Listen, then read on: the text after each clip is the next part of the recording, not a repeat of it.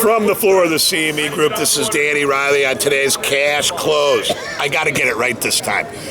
As of today's futures close, the S&P is going to have closed up 13 out of the last 14 sessions. Or it's been up 7 out of the last 7 sessions. Or since making its March 2009 low, it's up 149%. Can you believe that? There's just no selling here. And last week, the S&P closed up 2.96%, and year-to-date is almost up 18%, 17.81%, not including the net changes today.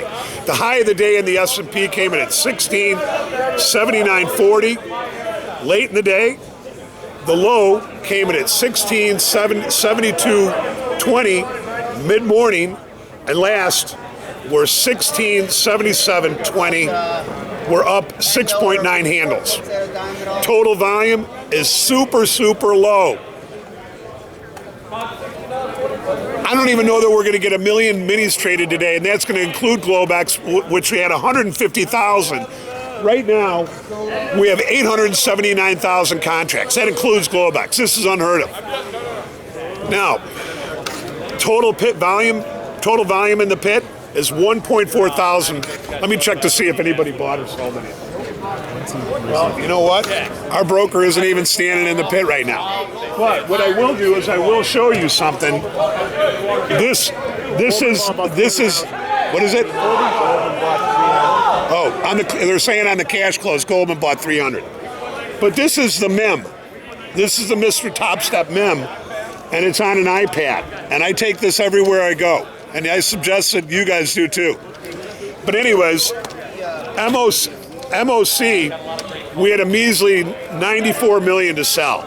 Tomorrow we have the Consumer Price Index, we have Redbook, we have the Treasury International Capital Number, we have the Housing Market Index, and Esther George speaks from the Fed. Now look, at the end of the day, this has been a smasher on the shorts. The shorts got killed on this. It went down, for 2 or 3 or 4 weeks, and then we got this old rule that says it only takes a few days to turn the market around, and it really has. I mean, this has been an incredible turnaround. When you break down these 12 days, these 12 or 13 winning days, the average gain is like 12 handles per day. This is just unbelievable. But anyways, you know what? We're going to leave it like that. Look. It's going to require a lot of tools to get through this thin-to-win stuff over the summer. And we really think the MEM is something that should be put into your trading toolbox. That said, we're going out on a high here. We don't see any selling.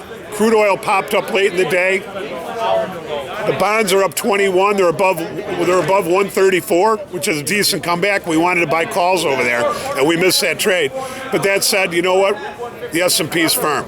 Now, we do think that there's a possibility that somewhere this week we're going to get a pullback, but we also think that S&P 1700 is on tap right now.